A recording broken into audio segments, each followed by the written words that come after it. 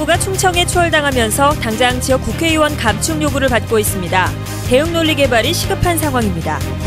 북상 중인 태풍 다나스의 영향으로 내일부터 강한 바람과 함께 많은 비가 예상됩니다. 광주 전남은 내일 오후부터 직접적인 영향을 받겠습니다. 2014년도 대입수능 시험이 한 달 앞으로 다가왔습니다. 직선 교육감 체제에서 고교 3년 과정을 마친 수험생들이 어떤 성과를 낼지 주목되고 있습니다. 광주은행 인수후보자 선정 작업이 다음 주부터 본격화될 전망입니다. 다음 달에 우선 협상 대상자가 결정될 예정입니다. 여러분 안녕하십니까? 광주 MBC 뉴스데스크입니다.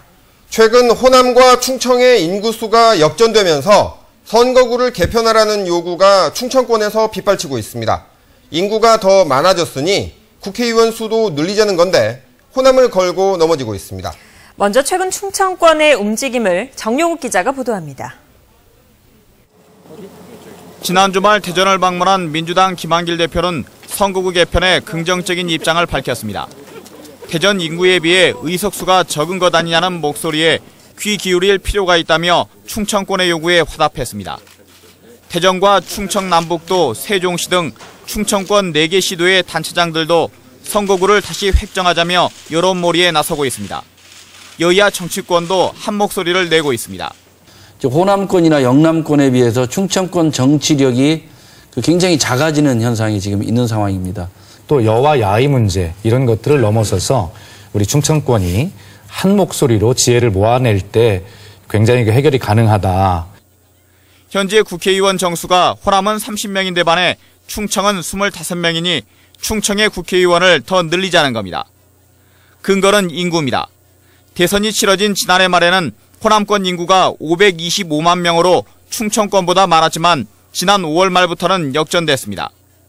넉 달 사이에 격차는 더 벌어져 지난 9월 말 기준으로는 충청 인구가 호남보다 10,000명 이상 많은 것도 사실입니다.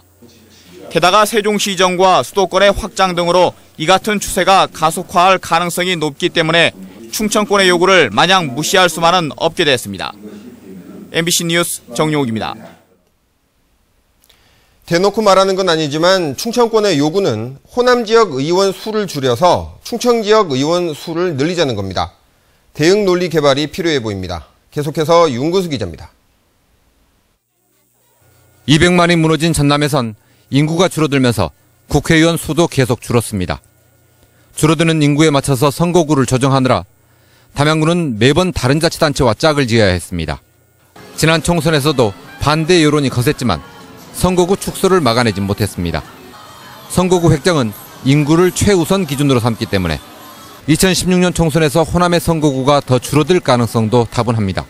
총선이 있는 2016년에를 예측해 보면 충청권이 호남권보다 한 25만 명 정도가 많을 것으로 지금 추산하고 있습니다.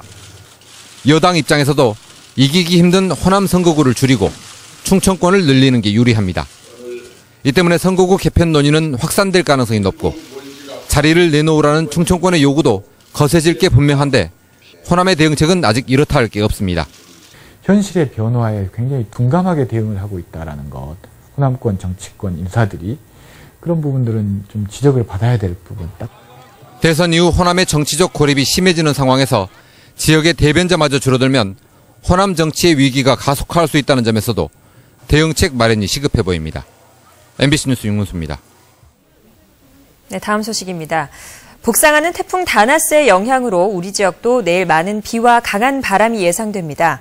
기상센터 연결해 자세한 날씨 소식 살펴봅니다. 김난희 캐스터 전해주시죠. 비는 오늘 늦은 밤에 모든 지역에서 시작되겠습니다. 태풍의 직간접적인 영향은 내일 낮부터 시작됩니다.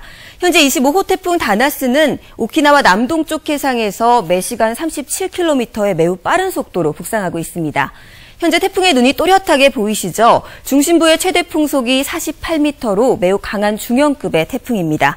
이 세력을 이대로 유지한 채로 내일 오후에는 서귀포 남동쪽 해상까지 다가오겠고요. 모레 새벽에는 부산 동쪽 해상을 지나서 먼 바다로 차츰 빠져나가겠습니다. 따라서 우리 지역은 내일 오후부터 모레 새벽까지가 최대 고비가 되겠습니다. 광주와 전남 지역은 50에서 최고 100mm의 많은 비가 예상되고 바람도 강하게 불겠습니다. 특히 태풍의 이동 경로와 가까운 남해안 지역에서는 시간당 30mm, 초속 30m의 강한 비바람도 예상됩니다. 이 지역에 계신 분들께서는 태풍의 피해 없도록 철저하게 대비하시기 바랍니다. 기상센터였습니다. 부실 정비가 드러난 한빛원전 2호기가 논의 결과 지금까지 제시된 방법들 가운데 가장 간단한 방법으로 안전성 검사를 하게 됐습니다. 가동 중단 시점은 다음 회의에서 논의하기로 했습니다. 김인정 기자입니다. 부실 정비로 가동 중단이 결정된 한빛원전 2호기에 대한 특별조사위원회 2차 회의가 전문가 16명이 참석한 가운데 열렸습니다. 한빛원전 2호기 가동을 언제 멈춰야 할지 그리고 안전성 검사를 어떻게 해야 할지가 주된 쟁점이었습니다. 모든 시나리오에 대해서 안전성을 확인하는 과정에 위원님들께서 여기 아직도 안전성이 문제가 있다 하는 부분은 기탄 없이 특위는 한국수력원자력이 제안한 안전성 검사 4가지 방안을 두고 고민한 끝에 가장 간단한 방법을 채택했습니다. 문제가 된 표면 재질이 뭔지 검사하고 이 재질이 안전한지, 결함이 있는지 확인하는 방법입니다. 결함이 없을 경우 한빛원전 2호기는 약 20일간만 가동을 멈추게 됩니다. 그러나 가동이 됐던 지난 5개월 사이 용접 부위에 결함이 생겼다면 원자로에서 문제가 되는 부분을 잘라내 일부 혹은 전면 재보수하겠다고 밝혔습니다. 주민들은 특위가 가장 경제적인 방법을 골랐지만 결국 규제기관이 제시한 절차를 어기고 정비를 해도 안전하기만 하다면 괜찮다는 선례를 남기게 된 것 아니냐고 지적했습니다. 2호기 가동 중단 시점은 다음 주에 열릴 3차 회의에서 결정될 예정입니다. MBC 뉴스 김인정입니다. 대입 수능 시험이 꼭 한 달 앞으로 다가왔습니다. 이번 수능은 직선 초대 교육감 체제에서 3년을 보낸 고등학생들이 치르는 시험이라 어떤 결과가 나올지 안팎에서 관심이 높습니다. 박수인 기자가 보도합니다. 학교 생활을 시작한 지 12년. 그동안 공부한 결과를 모두 쏟아내야 하는 날까지 이제 한 달밖에 남지 않았습니다. 막바지 수능 대비에 열중인 고3 교실은 초가을 더위만큼 뜨겁습니다. 주로 제가 약한 게 영어나 수학이다 보니까 아무래도 그쪽으로 좀 더 비중을 둬서 공부를 하고 있습니다.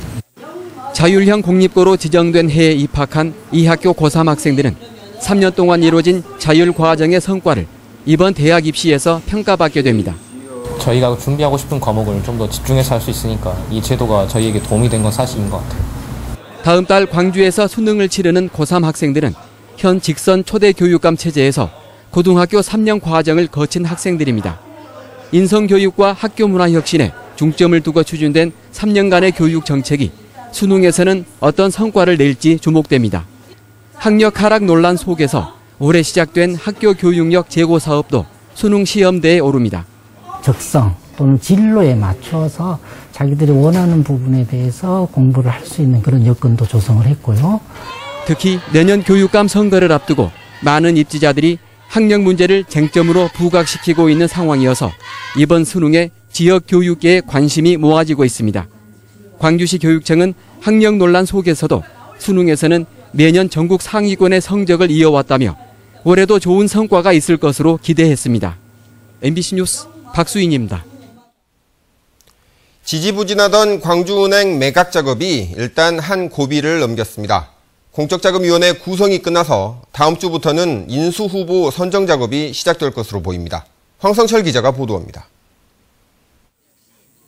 국회 정무위원회는 전체 회의를 열어 여야가 각각 한 명씩 추천하는 공적자금위원으로 김영세 연세대 교수와 유종일 한국개발원 교수를 추천하기로 했습니다.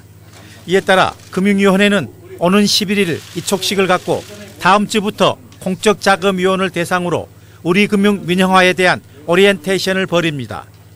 현재 예정대로라면 이달 넷째 주에 광주은행 인수 후보자를 선정해 다음 달 최종 입찰 제안서를 접수받아 11월 중에 우선 협상 대상자를 결정합니다.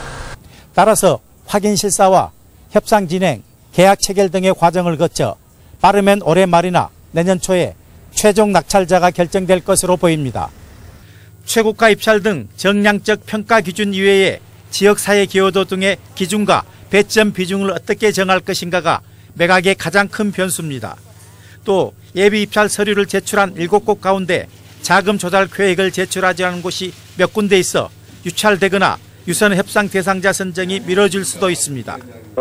몇 군데는 자금 조달 계획서도 미제출되어 있고 이 유찰이 되거나 우선 협상 대상자가 선정이 안 되거나 이렇게 되면 2014년으로 넘어갈 가능성도 없지 않아 있겠다. 정부는 광주은행의 매각이 이루어지지 않으면 우리은행에 편입하지 않고 일단 애금보험공사에 자회사 형태로 남겨둘 방침입니다. MBC 뉴스 황성철입니다. 유출된 공인인증서 10건 중 9건은 스마트폰에서 빠져나간 것으로 나타났습니다. 민주당 장병완 의원이 미래창조과학부 자료를 분석한 결과 올 상반기에 발생한 공인인증서 유출 건수는 6,900여 건이었고 이 가운데 90%가 스마트폰을 통해 유출됐습니다. 장 의원은 공인인증서가 유출된 스마트폰이 모두 안드로이드 폰이었다며 보안성 강화 등 대책을 마련해야 한다고 지적했습니다. 4대강 살리기 사업의 하나로 시행된 농지 리모델링 사업으로 농사를 망쳤다고 주장하는 주민들이 보상을 놓고 농어촌공사와 갈등을 빚고 있습니다.